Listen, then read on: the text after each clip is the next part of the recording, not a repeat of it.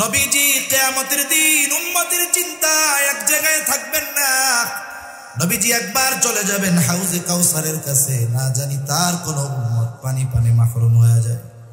আর একবার চলে যাবেন মিজানের কাছে, না জানি তার কোন উম্মত ওজনে ধরা পড়ে যায়। আবার চলে যাবেন জাহান্নামের কাছে, না জানি কোন উম্মতকে জাহান্নামে দিয়ে দেওয়া হয়। আর একবার চলে যাবেন পুলসিরাতের কাছে, না জানি কোন উম্মত পুল পাড়ি দিতে ব্যর্থ হয়ে যায়। আবার উম্মতের জন্য সুপারিশ দরকার, আল্লাহ তাআলার কাছে চলে যাবেন সুপারিশ করার জন্য। সব নবী জান্নাত অভিমুখে রওনা হয়ে যাবে, জান্নাতের দোরগোড়ায় পৌঁছিয়ে যাবে, কিন্তু জান্নাতের দরজা বন্ধ। বলে খোলো না কেন? বলে যিনি আসলে খোলা হবে তিনি আসেন নাই। কোথায় তিনি? হাসরের ময়দানে। কি করতেছেন? উম্মতের চিন্তায় বিভোর। বলে নবী ততক্ষণ পর্যন্ত জান্নাত অভিমুখে রওনা হবে না যতক্ষণ না তার ওই উম্মত যার অন্তরে যাররা পরিমাণ হলেও ঈমান ছিল, তার ব্যাপারে যতক্ষণ আল্লাহ তাআলার পক্ষ থেকে জান্নাতের নিশ্চয়তা না আসবে, ততক্ষণ পর্যন্ত আমার আপনার নবী নিজে জান্নাত অভিমুখে রওনা হবে না। তাহলে বাস্তবতা হলো মা বাবা কতটুকু ভালোবাসে তার চাইতে বেশি ভালো আমার আপনার নবী আমাকে আপনাকে বাসে। ইব্রাহিম আলাইহিস সালাম তার উম্মতকে ভালোবাসে। এই জন্য আল্লাহ তাআলার কাছে কেমন যেন বলতে চায়, ও রব, যারা আমার আনুগত্য করে নাই তারাও তো আমার উম্মত, ফা ইন্নাকা গফুরুর রহিম। কেমন যেন বলতে চায়, আপনি তো গফুর, আপনি তো রহিম, আপনি চাইলে আমার এই গুনাহগার উম্মত গুলাকেও মাফ করে দিতে পারে। وقال عيسى عليه السلام إن تعذبهم فإنهم عبادك وإن تغفر لهم فإنك أنت العزيز الحكيم।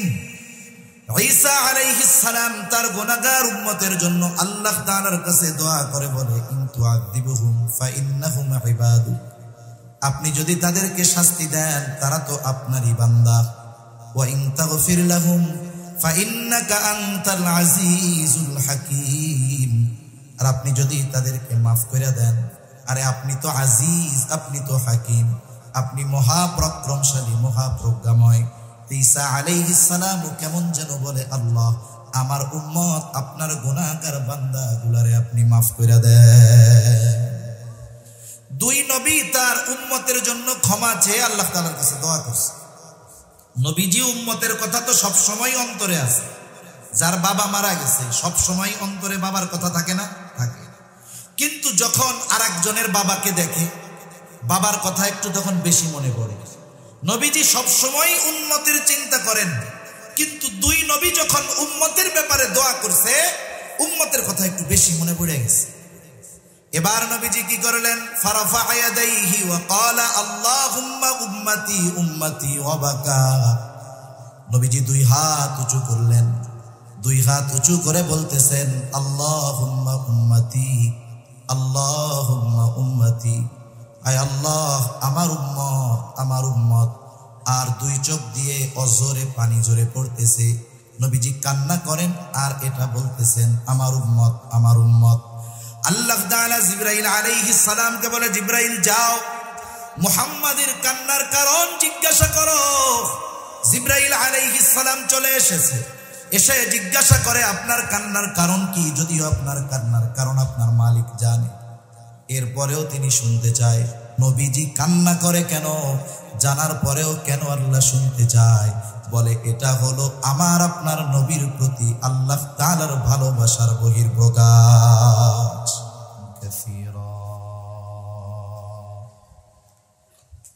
আম্মা বা'দু ফাআউযু বিল্লাহি মিনাশ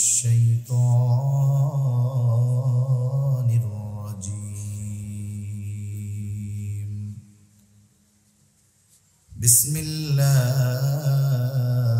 বিসমিল্লাহির রহমানির রহিম।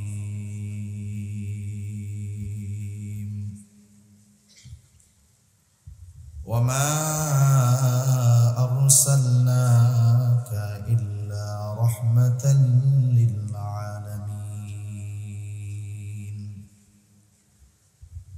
وقال تعالى لقد جاءكم رسول من أنفسكم عزيز عليه ما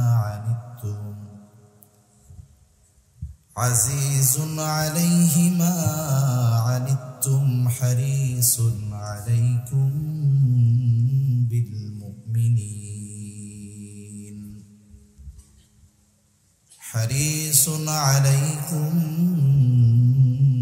بالمؤمنين رؤوف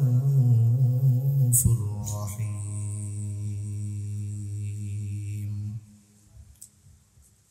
صدق الله العلي العظيم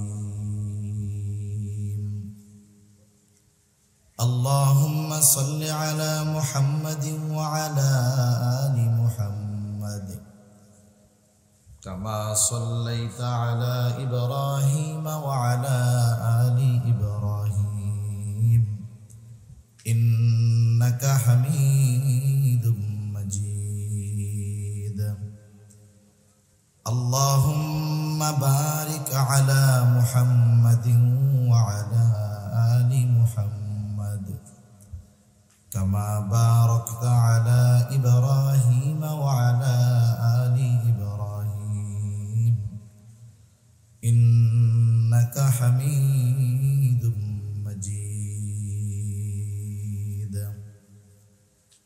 الحمد لله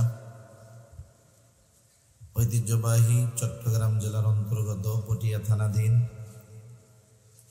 ঐতিহ্যবাহী জিরি মাদ্রাসার উদ্যোগে 2 দিনব্যাপী আয়োজিত ইসলামী সম্মেলনের প্রথম দিবসের সম্মানিত শ্রদ্ধেয় সভাপতি আমন্ত্রিত উলামায়ে কেরাম, সামনে উপস্থিত মুরব্বিয়ানে কেরাম করেছেন সে মহান মানিককে খুশি করার জন্য মহব্বতের সাথে জবান খুলে অন্তর থেকে আমরা একবার কালিমাতুশ শুকর পাঠ করি আলহামদুলিল্লাহ।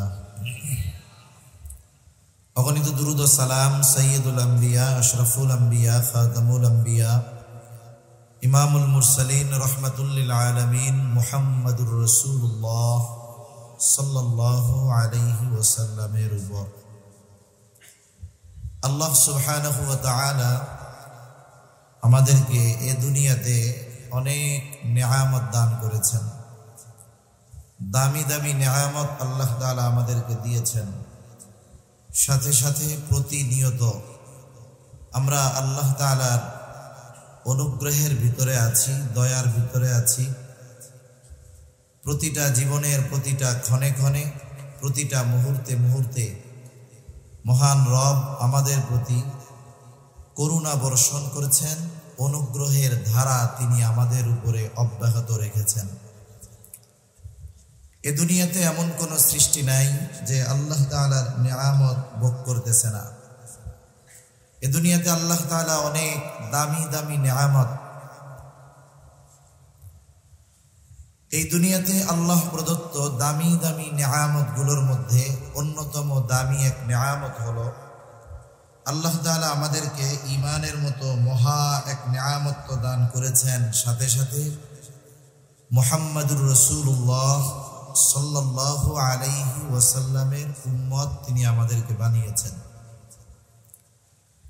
এমন এক নবীর উম্মত আল্লাহ তাআলা আমাদেরকে বানিয়েছেন, সেই নবীর শান মান মর্যাদা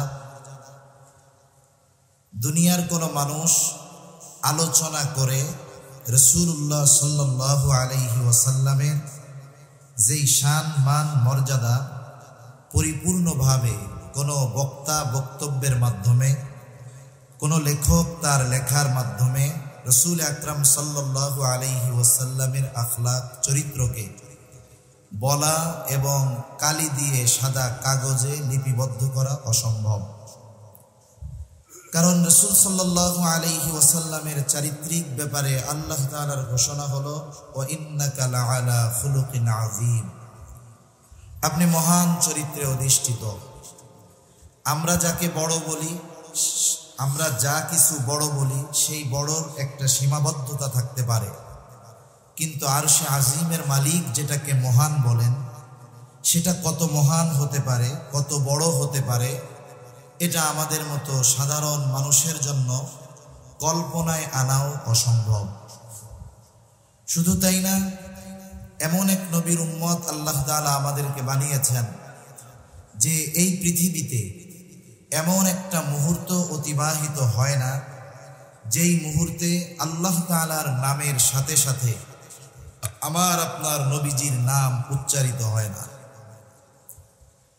এই পৃথিবীর প্রতিটা মুহূর্তে আল্লাহ তাআলার নামের সাথে মুহাম্মাদুর রাসূলুল্লাহ সাল্লাল্লাহু আলাইহি ওয়াসাল্লামের নাম উচ্চারিত হতে থাকে।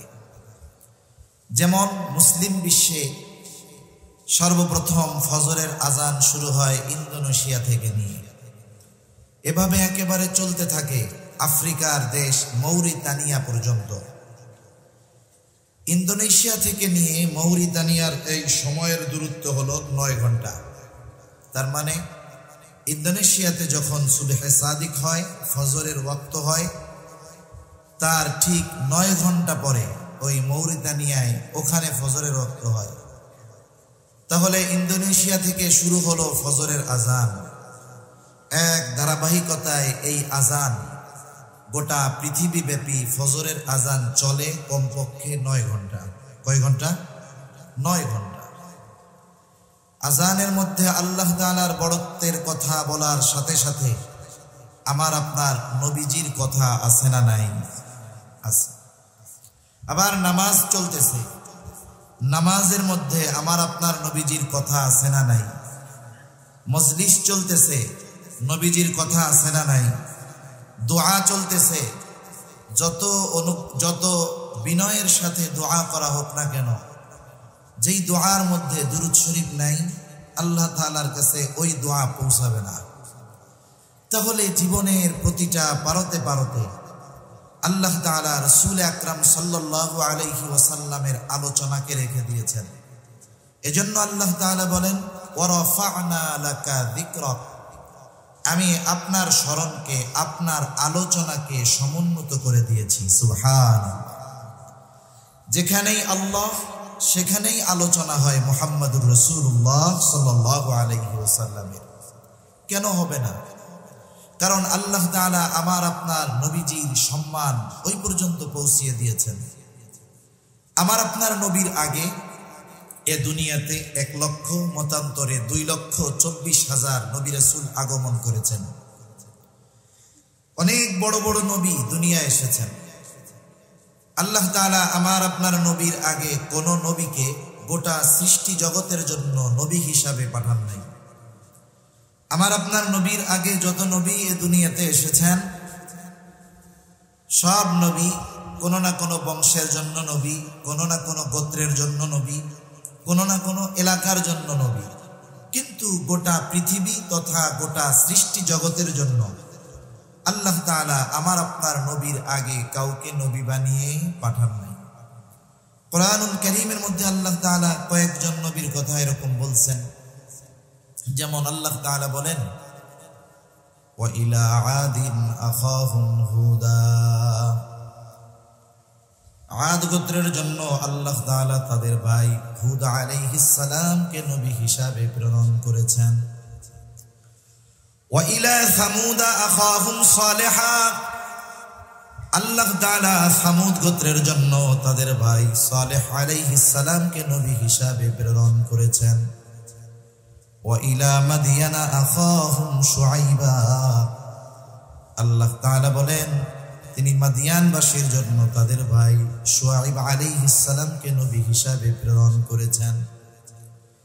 কত বড় জলিলুল কদর পয়গম্বর মুসা আলাইহিস সালাম আল্লাহ তাআলার সাথে সরাসরি কথা বলতেন। কোরআনুল কারীমে এককভাবে সবচেয়ে বেশি বার মুসা আলাইহিস সালামের নাম উল্লেখ হয়েছে। ওয়া কাল্লামাল্লাহু মুসা তাকলিমা। এত বড় জলিলুল কদর পয়গম্বর মুসা আলাইহিস সালাম বনি ইসরাইলদের জন্য নবী, তিনি শুধুমাত্র আমাদের নবী।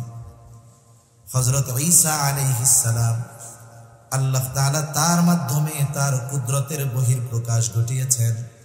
পিতাবিহীন তিনি দুনিয়াতে এসেছেন। আল্লাহ তাআলা এমন কুদরত তার মাধ্যমে বহির্প্রকাশ করিয়েছেন। শুধু তাই না, যখন ঈসা আলাইহিস সালাতু ওয়াস সালাম মাতৃকোলে ছিলেন, দুগ্ধপোষ্য শিশু, যে কথা বলতে পারে না, কিছু বোঝে না, ওই অবস্থায় মূসা আলাইহিস সালামের জবান থেকে কথা বের করেছেন কে? আল্লাহ তাআলা মূসা ঈসা আলাইহিস সালামকে একেবারে সদ্য ভূমিষ্ঠ শিশু, জবান খুলে দিয়েছে, মানুষের সামনে কথা বলছে। আদম আলাইহিস সালাতু ওয়াস সালাম, আল্লাহ তাআলা বলেন খলাকতু বিয়াদাইয়া, আমি নিজের হাতে সৃষ্টি করেছি। আদম আলাইহিস সালামের ব্যাপারে আল্লাহ তাআলা বলেন তিনি মানব কুলের পিতা, কিন্তু সব মানুষের জন্য নবী না। ইব্রাহিম আলাইহিস সালাতু ওয়াস সালাম কত জলিলুল কদর পয়গম্বর, তিনি আমাদের নাম রেখেছেন মুসলমান, মুসলিম মিল্লাতের পিতা তিনি। আল্লাহ তাআলা বলেন মিল্লাতা আবিকুম ইব্রাহিম হুয়া সাম্মাকুমুল মুসলিমিন, তিনি সব মুসলমানদের পিতা, তবে সব মুসলমানের জন্য নবী না। কিন্তু আমার আপনার নবীর ব্যাপারে আল্লাহ তাআলা বলেন, আপনি বলেন কুল ইয়া আইয়ুহান নাসু ইন্নী রাসূলুল্লাহি ইলাইকুম জামিআ, আপনি বলেন আমি তোমাদের সকলের জন্য আল্লাহ তাআলার পক্ষ থেকে প্রেরিত রাসূল, প্রেরিত হয়েছি। তাহলে আমার আপনার নবী কোন গোত্র, কোন বংশ, শুধুমাত্র আরবের জন্য নবী নয়। আল্লাহ তাআলা জানিয়ে দেন আমার আপনার নবী হলেন সকলের জন্য নবী। এই সকলের জন্য নবী দ্বারা কি শুধু এই পৃথিবীবাসী তাদের জন্য নবী, বা শুধুমাত্র মানুষ আমার আপনার নবী কি শুধু তাদের জন্য নবী? বিষয়টা এমন নয়, বরং গোটা সৃষ্টিকুলের সকলের জন্য নবী হলেন আমার আপনার নবী। নবীজির আগে সব নবীর নবুয়তির একটা পরিব্যাপ্তি ছিল, এরিয়া ছিল, নির্দিষ্ট সীমানা ছিল, গণ্ডি ছিল। কারণ দেখা গেছে পৃথিবীতে এক সময় একাধিক নবী ছিলেন, পাশাপাশি এলাকায় তারা অবস্থান করতেন। কিন্তু আমার আপনার নবীজির নবুয়তির পরিব্যাপ্তি কত দূর, আমার আপনার নবীজির নবুয়তির পরিব্যাপ্তি হলো তত দূর, আল্লাহ তাআলার রুবুবিয়তের বিস্তৃতি যত দূর। তার মানে যেই জায়গার রব আল্লাহ, সেই জায়গার নবী রহমত মুহাম্মাদুর রাসূলুল্লাহ। পবিত্র কোরআনুল কারীমের সর্বাধিক পাঠিত সূরা সূরা ফাতিহা। সূরা ফাতিহা এমন এক সূরা প্রত্যেক নামাজের প্রতি রাকাতে লাগে। ইমামের পেছনে যখন পড়া হয়, ইমামের কেরাতি, মুসল্লির কেরাত, তখন আমরা পড়ি না, তখন ইমামেরটা শুনি। একা যখন সুন্নাত পড়ি, নফল পড়ি, তখন প্রতি রাকাতে সূরা ফাতিহা নিজে পড়ি। সূরা ফাতিহার শুরুতেই আমরা বলি আলহামদুলিল্লাহি রাব্বিল আলামিন, সকল প্রশংসা আল্লাহর জন্য। আল্লাহকে বলে যিনি জগৎ সমূহের রব। আলম এক বচন, আলামিন বহু বচন, তার মানে আল্লাহ তাআলা বলেন জগৎ একটা নয়, অগণিত জগৎ আছে। মহাকাশ নিয়ে যারা গবেষণা করে মাঝে মধ্যে দেখবেন তারা বলে এত আলোকবর্ষ দূরে একটা নতুন গ্রহের সন্ধান পাওয়া গেছে, নতুন একটা আলম, নতুন একটা জগতের সন্ধান পাওয়া গেছে। গোটা পৃথিবীব্যাপী তোলপাড় সৃষ্টি হয়ে যায় যে পৃথিবীবাসী নতুন করে একটা স্থানের সন্ধান পেয়েছে, ওই জায়গায় মানব বসতি স্থাপন করা হবে। তাহলে নাসা যদি নতুন একটা আলম তথা জগতের সন্ধান পায়, গোটা পৃথিবীতে তোলপাড় সৃষ্টি হয়ে যায়। কিন্তু আল্লাহ তাআলা ১৫০০ বছর আগে আল্লাহ তাআলা কোরআনুল কারীম নাজিল করে জানিয়ে দিলেন যে শোনো, এই জগৎ শুধু একটা জগৎ এমনটা নয়, বরং এই পৃথিবী একটা জগৎ এমনটা নয়, বরং আরো অগণিত জগৎ যিনি সৃষ্টি করেছেন তিনি কে? অগণিত জগৎ। যেই আল্লাহ জগৎ সমূহের রব, সেই আল্লাহ কোরআনুল কারীমের মধ্যে ঘোষণা দেন ওয়ামা আরসালনাকা ইল্লা রাহমাতাল লিল আলামিন। আল্লাহ তাআলা বলেন, শুধুমাত্র আমি আপনাকে জগৎ সমূহের জন্য রহমত হিসাবে প্রেরণ করেছি।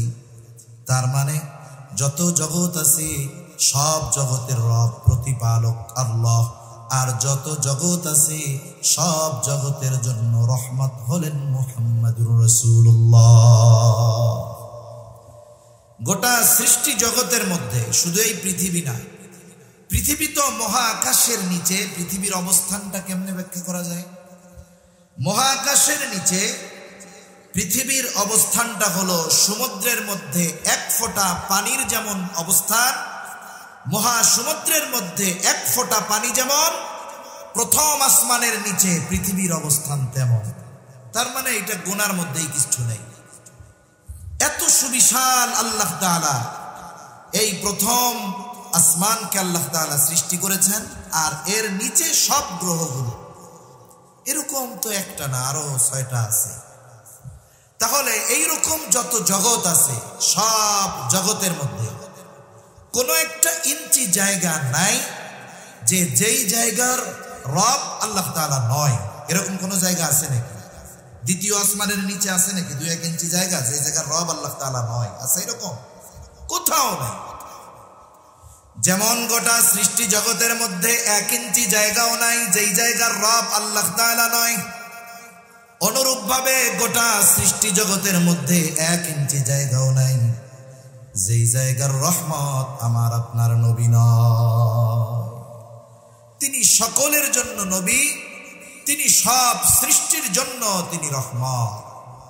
শুধুমাত্র মুমিনদের জন্য নয়, বরং তিনি রাহমাতুল লিল আলামিন হওয়ার কারণে পৃথিবীর সকল সৃষ্টি, এমনকি যারা অন্তরের মধ্যে ইসলামের ব্যাপারে সর্বোচ্চ বিদ্বেষ লালন করে, তাদের কর্ম কথার মাধ্যমে ইসলামের বিরোধিতা করে, এমনকি যারা স্বয়ং নবীজির উপস্থিতিতে নবীজির উপরে জুলুম করেছে, আমার আপনার নবীজিকে বারবার হত্যার অপচেষ্টা করেছে, এই মানুষগুলো আমার আপনার নবীজি রহমত হওয়ার সুবিধা ভোগ করেছে।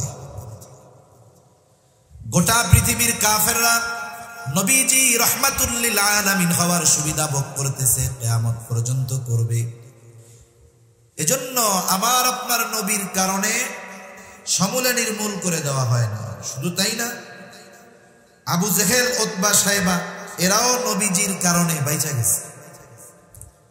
আবু জেহেল একদিন নবীজির সামনে এসে নবীজিকে শুনিয়ে শুনিয়ে বলতেছে আল্লাহ, নবীজিকে শোনায়া আল্লাহ তাআলার কাছে দোয়া করে বলে, আল্লাহ সত্যই যদি আপনি এই কোরআন নাজিল করে থাকেন, তার মানে সত্যই যদি এই কোরআন আপনি মুহাম্মাদের উপরে নাজিল করে থাকেন, তাহলে আমাদেরকে পাথর বর্ষণ করেন অথবা যন্ত্রণাদায়ক শাস্তি দেন।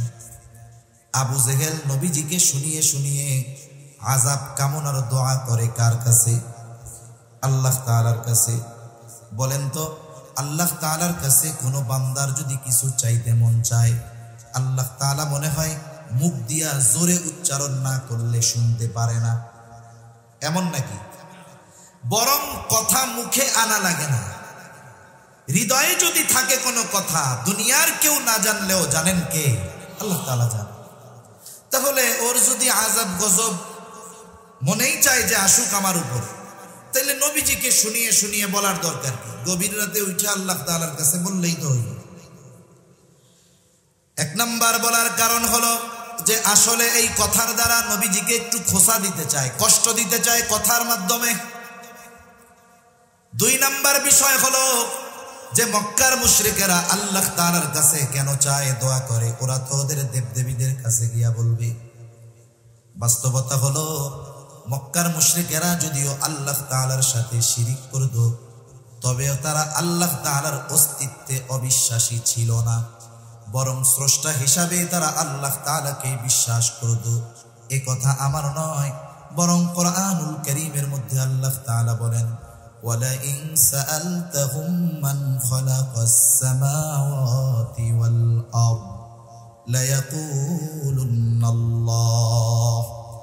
আল্লাহ তাআলা বলেন, আপনি যদি তাদের কাছে জানতে চান, তাদেরকে যদি জিজ্ঞাসা করেন, মান খালাকাস সামাওয়াতি ওয়াল আরদ, আসমান এবং জমিনের স্রষ্টাকে এই প্রশ্ন যদি আপনি তাদের কাছে করেন, ওরা ওদের দেবদেবীদের কথা বলবে না, জবাব কি দিবে? আল্লাহ তাআলা দুইটা তাকিদ দিয়ে তাদের জবাব বলেন। আল্লাহ তাআলা বলেন, লা ইয়াকুলুন্নাল্লাহ, আপনার এই প্রশ্নের জবাবে অবশ্যই অবশ্যই তারা বলবে আসমান এবং জমিনের স্রষ্টা হলেন আল্লাহ। নবী জিজ্ঞাসা করবেন কাফেরদের, আসমান জমিনের স্রষ্টাকে। কাফেররা জবাব কি দিবে? যে লাত মানাত উজ্জা না, বরং আল্লাহ তাআলা দুইটা তাকিদ সহকারে বলেন অবশ্যই অবশ্যই এরা বলবে আসমান জমিনের স্রষ্টা কে? আল্লাহ। আল্লাহ তাআলা এক জায়গায় বলেন, ওয়ালা ইন সাআলতাহুম মান নাযালা মিনাস সামাই মাআন ফাআহইয়া বিহিল আরদা বা'দা মাউতিহা। আপনি যদি তাদের জিজ্ঞাসা করেন মান নাযালা মিনাস সামাই মা, কে আসমান হতে বাড়ি বর্ষণ করে, পানি বর্ষণ করে, শুধু তাই না ফাআহইয়া বিহিল আরদা বা'দা মাউতিহা, ওই পানি বর্ষণ করার দ্বারা মৃত জমিন তথা ফসল উৎপাদনের অনুপযুক্ত জমিনকে কে ফসল উৎপাদনের জন্য উপযুক্ত করে তোলে? অর্থাৎ ওই পানির দ্বারা মৃত জমিনকে কে পুনরুজ্জীবিত করে তোলে? ওরা ওদের দেবদেবীদের কথা বলবে না, কি বলবে জবাবে? আল্লাহ তাআলা বলেন, লা ইয়াকুলুন্নাল্লাহ, আপনার এই প্রশ্নের জবাবে অবশ্যই অবশ্যই তারা বলবে এগুলো যিনি করেন তিনি কে? বলবে অবশ্যই অবশ্যই আল্লাহ এগুলো দেন। আল্লাহ তাআলা এক জায়গায় বলেন, ওয়ালা ইন সাআলতাহুম মান খালাকাহুম লা ইয়াকুলুন্নাল্লাহ, আপনি যদি তাদের জিজ্ঞাসা করেন তাদের স্রষ্টাকে, কে তাদেরকে সৃষ্টি করেছে, তারা নাস্তিকদের মতো বলবে না এমনিই হয়ে গেছি, প্রাকৃতিক ভাবে হয়েছি, বরং কি বলবে? লা ইয়াকুলুন্নাল্লাহ, অবশ্যই অবশ্যই আমাদের স্রষ্টা হলেন আল্লাহ। তাহলে আল্লাহ তাআলার অস্তিত্বের ব্যাপারে তাদের কি দৃঢ় বিশ্বাস ছিল, কিন্তু তারা এমন কিছু আল্লাহ তাআলার সাথে শিরক করত যার কারণে তাদের এই বিশ্বাস মূল্যহীন হয়ে গেছে, কোনো দাম নেই। আবার নবীজি এক জায়গায় বলেন, আবু জেহেল আল্লাহ তাআলার কাছে দোয়া করেছে, আল্লাহ তাআলা আবু জেহেলের দোয়াও কবুল করেছেন। বদরের দিন সকাল বেলায় আবু জেহেল আল্লাহ তাআলার কাছে দোয়া করে বলে, আল্লাহ, আজকে যারা হকের উপরে আছে, সত্যের উপরে আছে, আপনি তাদেরকে বিজয় দান করেন। নবীজি বলেন, আল্লাহ তাআলা আবু জেহেলের দোয়া কবুল করেছে। বদরের দিন যারা হকের উপরে ছিল, সত্যের উপরে ছিল, আল্লাহ তাআলা তাদেরকে বিজয় দান করেছে। তাহলে নবীজিকে শুনিয়ে শুনিয়ে আল্লাহ তাআলার কাছে বলার উদ্দেশ্য হলো নবীজিকে কষ্ট দেওয়া। সে কেমন যেন নবীজিকে বলতে চায়, আসলে উপযুক্ত আমি ছিলাম, তা তোমার কাছে আল্লাহ তাআলা পাঠাইছে। ও কেমন যেন আল্লাহর কাছে বলে, আল্লাহ, আমি কত প্রভাবশালী মানুষ, আমার পেছনে কত লোক আছে, আমার সম্পদের অভাব নাই, আমার মতো লোক থাকতে আপনি ওনার কাছে কোরআন নাজিল করলেন, এটা কেমন হইল? এর আগে আমারে পাথর মেরে শেষ করে দিলেন না কেন? অনেক মানুষ আছে আর একজনের সাথে তার শত্রুতার প্রয়োজন নাই, তার প্রতিবেশী, তার বন্ধু, তার পরিচিত জনের উন্নতি অগ্রগতি, তার প্রতি তার অন্তরে হিংসার বীজ বপন করে দেয়, অটোমেটিক শত্রু হয়ে যায়। হয় কি হয় না? অনেক সময় তো মানুষ অনেকের উন্নতি দেখে বলে, এই লোকটার এই অবস্থা হইল, আরে আল্লাহ, এই লোকটা এরকম হইল, এই দৃশ্য দেখার আগে, এই কথা শোনার আগে আমি মরলাম না কেন? এরকম বলে না অনেকে? এগুলো কি খবর শুনলাম, এগুলো শোনার আগে মরলাম না কেন? এই যে বলতেছে মরলাম না কেন বা আমার মরণ হলো না কেন, এই টাইমে যদি আজরাইল এসে বলে যে তোমার তো মরতে মন চায়, তাহলে আমার সাথে চলো, ও কি মরতে চাইবে নাকি? ও বলবে, ধরু মিয়া, আমি কি মরতে চাইছি? এমনি এমনি কইছি। তার মানে চিন্তা করেন, পরশ্রী কাতরতা, হিংসা কেমন এক রোগ যে এটার কারণে অনেক সময় মানুষ নিজের মৃত্যুও কামনা করে।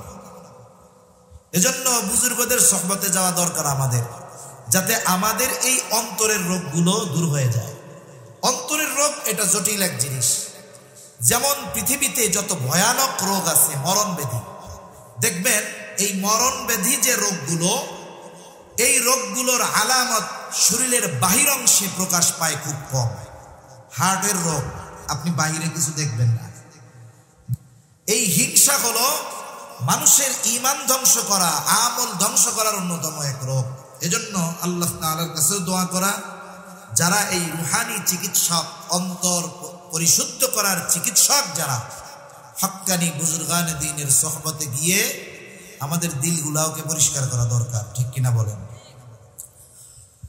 তা আবু জেহেল এই কথা নবীজিরে শোনায় শোনায় বলতেছে, মানুষ যখন আমাকে আপনাকে কোনো কথা বলবে, তিরস্কার করে খোঁচা মেরে, মানুষ হিসাবে স্বাভাবিক আমার আপনার খারাপ লাগতেই পারে, ঠিক কিনা বলেন?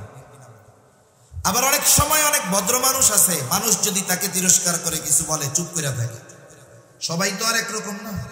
মনে করেন কতজন হুজুরদের বলে জঙ্গি, মোল্লা, মানুষের বাড়িতে খায়, এই করে সেই করে।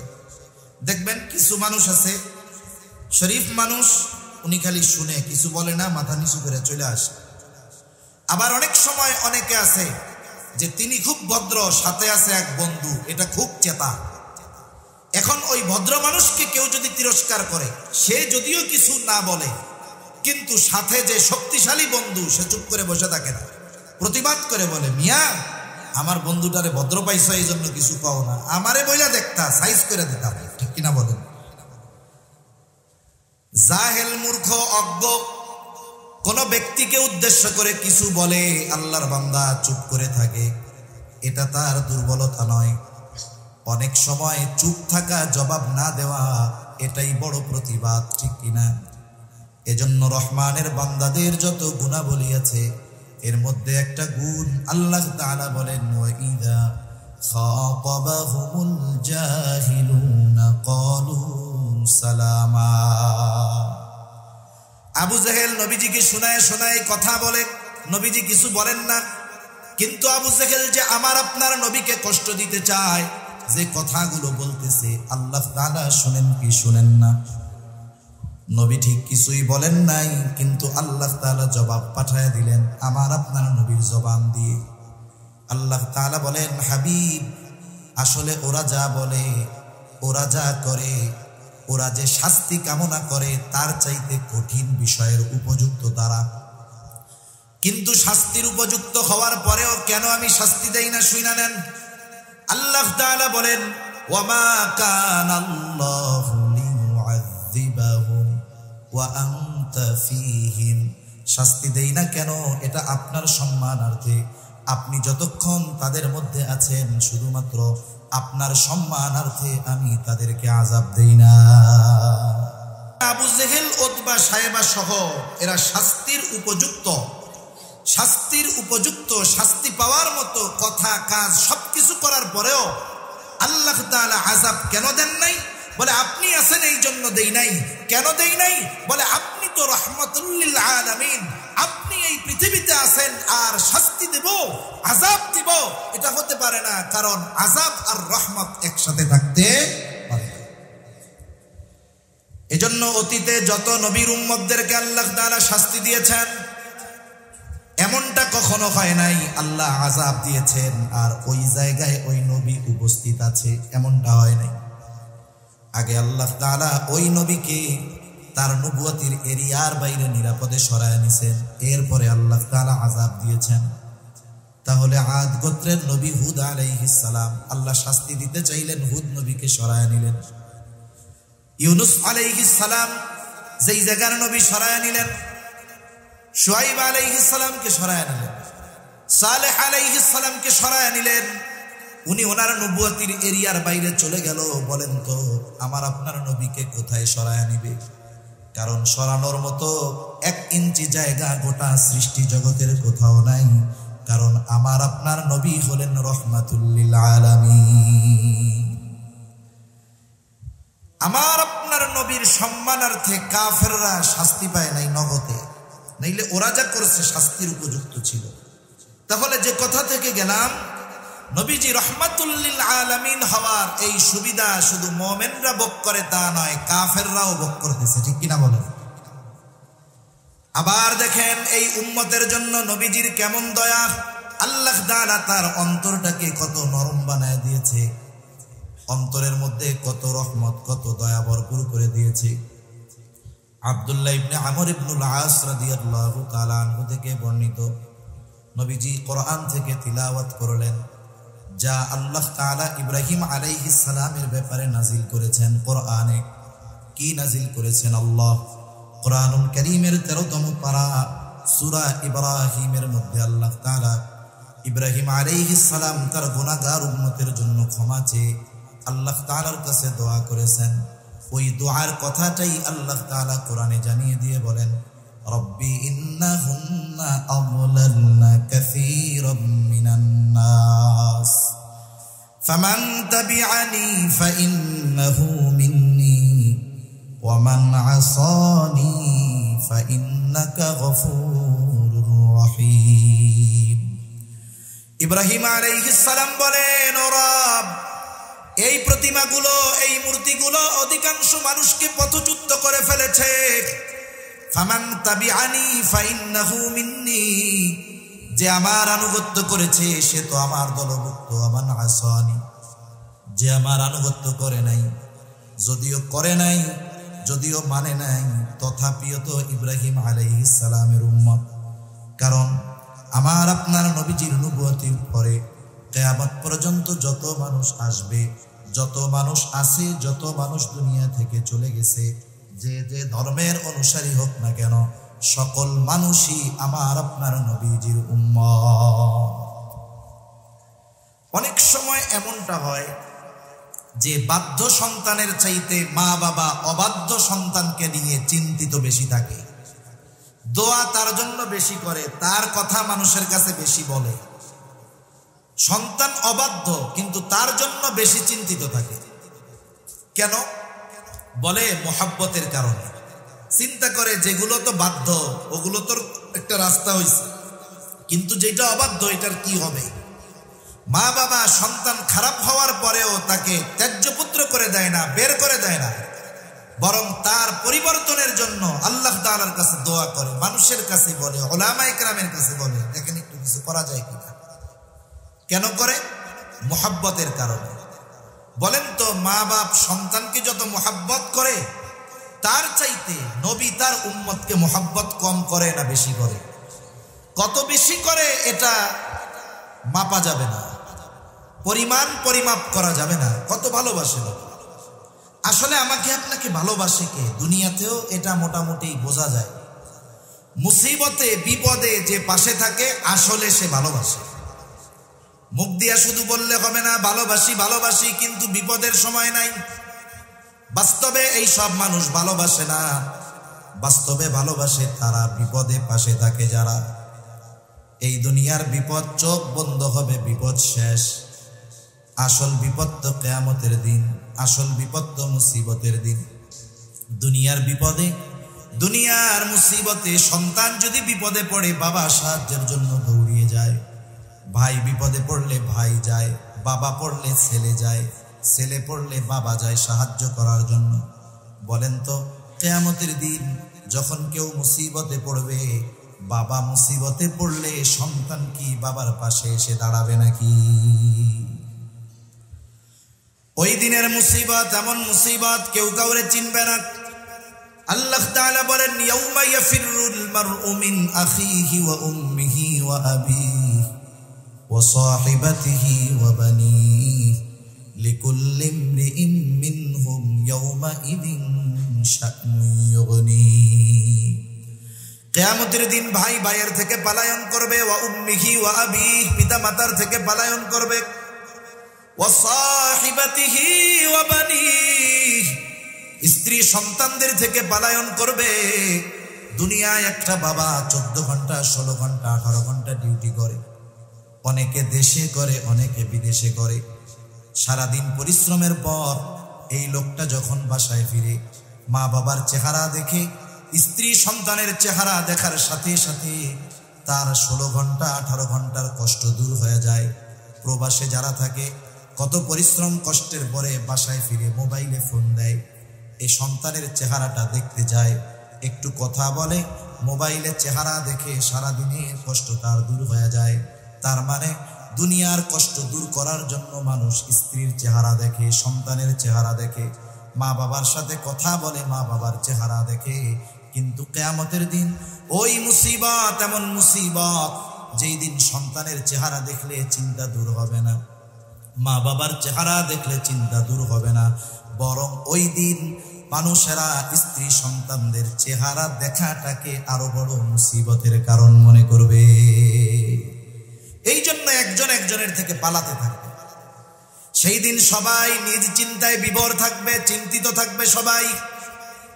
আমার আপনার নবীজিও চিন্তিত থাকবে, তবে সবাই চিন্তিত থাকবে নিজের জন্য, নবীজি চিন্তিত থাকবেন উম্মতের জন্য। কেমন চিন্তিত থাকবেন? একটা মানুষ যদি পেরেশানিতে থাকে, চিন্তায় থাকে, যত আরামের বিছানা দেওয়া হোক না কেন, শীতাতপ নিয়ন্ত্রিত ব্যবস্থা থাকুক না কেন, সে বিছানায় যখন শুয়ে পড়ে ঘুমের ট্যাবলেট খাইলেও তার ঘুম আসে না। পায়চারি করে, বাহিরে যায়, ছাদে যায়, হাঁটাহাঁটি করে, এক জায়গায় সে স্থির থাকতে পারে না। নবীজি কিয়ামতের দিন উম্মতের চিন্তায় এক জায়গায় থাকবেন না। নবীজি একবার চলে যাবেন হাউজে কাউসারের কাছে, না জানি তার কোন উম্মত পানি পানি মাহরুম হয়ে যায়। আর একবার চলে যাবেন মিজানের কাছে, না জানি তার কোন উম্মত ওজনে ধরা পড়ে যায়। আবার চলে যাবেন জাহান্নামের কাছে, না জানি কোন উম্মতকে জাহান্নামে দিয়ে দেওয়া হয়। আর একবার চলে যাবেন পুলসিরাতের কাছে, না জানি কোন উম্মত পুল পাড়ি দিতে ব্যর্থ হয়ে যায়। আবার উম্মতের জন্য সুপারিশ দরকার, আল্লাহ তাআলার কাছে চলে যাবেন সুপারিশ করার জন্য। সব নবী জান্নাত অভিমুখে রওনা হয়ে যাবে, জান্নাতের দোরগোড়ায় পৌঁছিয়ে যাবে, কিন্তু জান্নাতের দরজা বন্ধ। বলে খোলো না কেন? বলে যিনি আসলে খোলা হবে তিনি আসেন নাই। কোথায় তিনি? হাসরের ময়দানে। কি করতেছেন? উম্মতের চিন্তায় বিভোর। বলে নবী ততক্ষণ পর্যন্ত জান্নাত অভিমুখে রওনা হবে না, যতক্ষণ না তার ওই উম্মত যার অন্তরে যাররা পরিমাণ হলেও ঈমান ছিল, তার ব্যাপারে যতক্ষণ আল্লাহ তাআলার পক্ষ থেকে জান্নাতের নিশ্চয়তা না আসবে, ততক্ষণ পর্যন্ত আমার আপনার নবী নিজে জান্নাত অভিমুখে রওনা হবে না। তাহলে বাস্তবতা হলো, মা বাবা কতটুকু ভালোবাসে তার চাইতে বেশি ভালো আমার আপনার নবী আমাকে আপনাকে বাসে। ইব্রাহিম আলাইহিস সালাম তার উম্মতকে ভালোবাসে। এই জন্য আল্লাহ তাআলার কাছে কেমন যেন বলতে চায়, ও রব, যারা আমার আনুগত্য করে নাই তারাও তো আমার উম্মত, ফাইন্নাকা গফুরুর রহিম। কেমন যেন বলতে চায়, আপনি তো গফুর, আপনি তো রহিম, আপনি চাইলে আমার এই গুনাহগার উম্মত গুলাকেও মাফ করে দিতে পারে।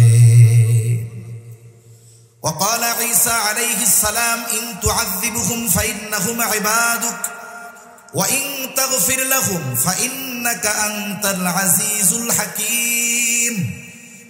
ঈসা আলাইহিস সালাম তার গুনাহগার উম্মতের জন্য আল্লাহ তাআলার কাছে দোয়া করে বলে, ইন তুআযিবুহুম ফাইন্নাহুম ইবাদুক, আপনি যদি তাদেরকে শাস্তি দেন তারা তো আপনারই বান্দা।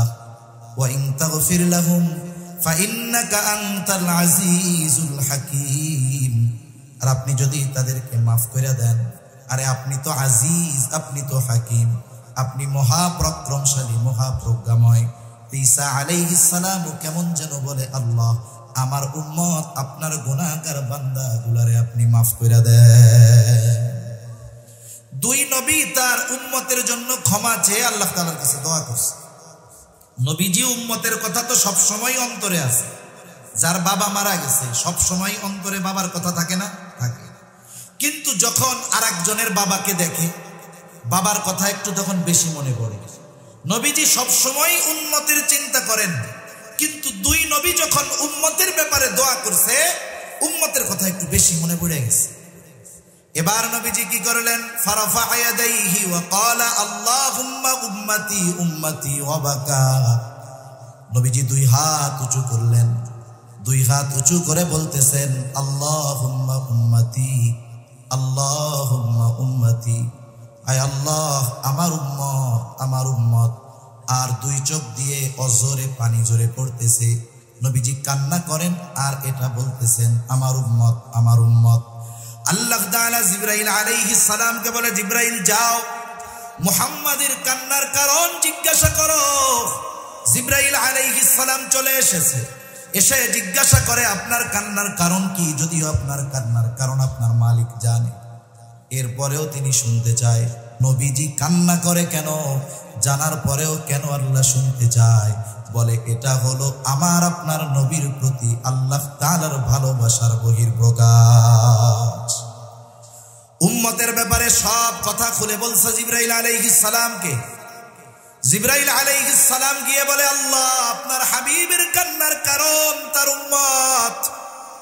আল্লাহ তাআলা বলে, যাও আমার হাবিবকে মুহাম্মদকে গিয়া জানায় দাও, অচিরেই আমি তাকে তার উম্মতের ব্যাপারে সন্তুষ্ট করব, অসন্তুষ্ট করব না।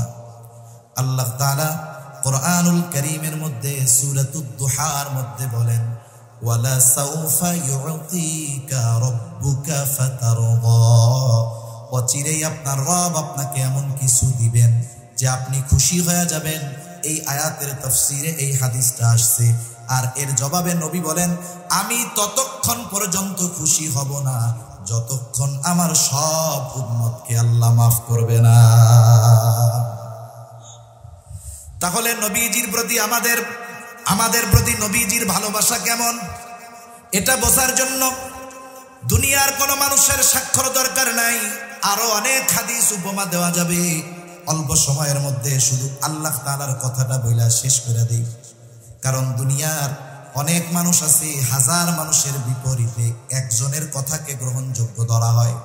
হাজার মানুষ একদিকে আর এক ব্যক্তি একদিকে, ঠিক কিনা বলেন? আল্লাহ রাব্বুল আলামিন স্বয়ং নিজে জানিয়ে দেন নবীজির আমাদের প্রতি কত মায়া, কত দয়া, কত মোহাব্বত, কত ভালোবাসা।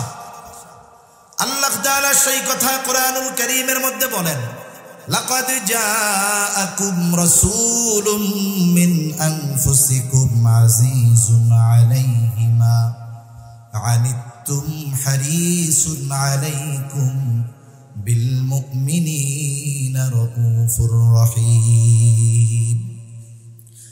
আল্লাহ তাআলা বলেন, তোমাদের মধ্য থেকে তোমাদের জন্য এমন একজন রাসূল এসেছেন। কেমন সেই রাসূল? আল্লাহ তাআলা এক নাম্বার বলেন, আজিজুন আলাইহি মা আনিতুম, তোমাদের জন্য যেটা কষ্টের সেটা তার জন্য কষ্টের। তার মানে তিনি হলেন সমব্যথী। তোমরা যেটাতে কষ্ট পাও তিনিও সেটাতে কষ্ট পায়। এটা আবার কেমন কথা? আমার হাত কেটে গেছে, আমার পা কেটে গেছে, হাত ভেঙে গেছে, কষ্ট তো আমি পাবো, আপনি কেমনে পাবেন? এই যে একজনের কষ্টে আরেকজন যে কষ্ট অনুভব করে, এটার মূল কালেকশন হলো মোহাব্বত, ভালোবাসা। মনে করেন একজনের ছোট বাচ্চা 2 বছর 3 বছর বয়স, 2 বছরের বাচ্চা গভীর রাত প্রচন্ড জ্বরাক্রান্ত, এতটা জ্বর গা ফেটে যায়, চোখগুলো টলমল করতেছে পানিতে, জ্বরের যন্ত্রণায় কষ্টে ছোট বাচ্চার জবান দিয়ে কষ্টের আওয়াজ বের হচ্ছে, আহ। গভীর রাত, দোকানও খোলা নাই, ডাক্তারের কাছে নেওয়ার কোনো উপায় নাই। সন্তানের এত কষ্ট, পাশে বসে আছে তার মা বাবা। যাদের সন্তান আছে অনুধাবন করতে পারবেন। বলেন তো, জ্বরাক্রান্ত ওই শিশু বাচ্চা জ্বরের কারণে যত কষ্ট পায়, তার পাশে বসে থাকা সুস্থ মা বাবা সন্তানের চাইতে কষ্ট বেশি পায় না কম পায়? কম না বেশি পায়? যাদের বাচ্চা কাচ্চা নেই এরা তো এটা সহজে বুঝবে না, যাদের আছে এরা বুঝবে। তাহলে কষ্ট কেন পায়? অন্য মা বাবা তো পাবে না, উনরা কেন পায়? বলে সন্তান তো মোহাব্বতের কারণে, ওর কষ্ট মা বাবার কষ্টের কারণ হয়।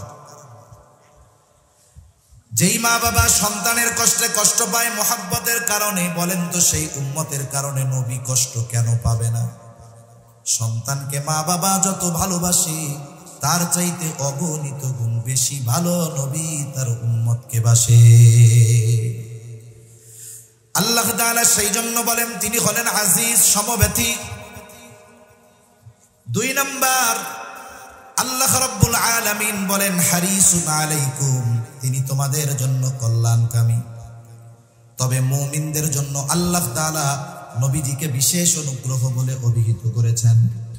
আর এক জায়গায় আল্লাহ তাআলা বলেন লাকাদ মান্নাল্লাহু আলাল মুমিনিনা ইদ বাআসা ফীহিম রাসূলাম মিন আনফুসিহিম, যে আল্লাহ তাআলার বিশেষ অনুগ্রহ মুমিনদের উপর যে তিনি তাদের মধ্য থেকে তাদের জন্য একজন রাসূল পাঠিয়েছেন। এই জন্য নবী মুমিনদের জন্য স্পেশাল অনুগ্রহ। এই কথাও আল্লাহ তাআলা বলেন এই রাসূল সবার জন্য সমব্যথী কল্যাণকামী, তবে মুমিনদের জন্য স্পেশাল ভাবে তিনি কেমন, বলে বিল মুমিনিনা রাউফুর রহিম, তিনি মুমিনদের জন্য হলেন অতি সদয় পরম দয়ালু। রাউফুর রহিম হলেন আল্লাহ। রাউফুর রহিম কে? দুনিয়ার কেউ কি রাউফুর রহিম হতে পারে? যদি কেউ বলে আমার পীর সাহেব রাউফ রহিম, তাহলে তুমি বলতে হবে তুমিও বেঈমান, তোমার পীরও বেঈমান, ঠিক কিনা বলেন? রাউফুর রহিম একমাত্র আল্লাহ। ওই রাউফুর রহিম আল্লাহ অতি সদয় পরম দয়ালু ওই মালিক নবীজির তার মুমিন উম্মতদের প্রতি কেমন দয়া মায়া মুহাব্বত ভালোবাসা, এটা বোঝানোর জন্য স্বয়ং নিজের গুণবাচক শব্দ আমার আপনার নবীজির সাথে আল্লাহ ব্যবহার করেছেন। সুবহান। এ কথার দ্বারা এতটুকুই বোঝা যায় যে আসলে আমার আপনার নবীর উম্মতের প্রতি কেমন মায়া। শুধু যে মুমিনদের প্রতি নবীজির এই মায়া ছিল তা নয়, গোটা সৃষ্টি জগতের সকল মখলুকের প্রতি নবীজির মায়া ছিল, দয়া ছিল, ঠিক কিনা বলেন? এজন্যই তো আল্লাহ তাআলা আমার আপনার নবীকে রহমাতুল লিল আলামিন হিসাবে অভিহিত করেছেন। আমাদের প্রতি নবীজির যেই মুহাব্বত, এই মুহাব্বত আমাদেরকে অনুধাবন করতে হবে। এই মুহাব্বত যদি কেউ অনুধাবন করতে পারে, ওই ব্যক্তি নবীর ব্যাপারে কোনো কটূক্তি, নবীর ব্যাপারে কোনো বেয়াদবিমূলক আচরণ, যারা নবীর মুহাব্বতকে অনুধাবন করতে পারে তারা নবীর প্রতি কোনো ধরনের অশালীন আচরণকে মেনে নিতে পারে না, জীবন দিয়ে হলেও এগুলোর প্রতিবাদ করে, ঠিক কিনা বলেন? আল্লাহ তাআলা আমাদের সকলকে নবীজির আমাদের প্রতি মুহাব্বতকে অনুধাবন করে আমাদেরকেও আমাদের জীবনের চাইতে নবীজিকে বেশি মুহাব্বত করার তৌফিক আল্লাহ তাআলা দান করেন। সকলে বলি আমিন। ওয়া আখিরু দাওয়ানা আলহামদুলিল্লাহি রাব্বিল আলামিন। আসসালামু আলাইকুম ওয়া রাহমাতুল্লাহি ওয়া বারাকাতুহু।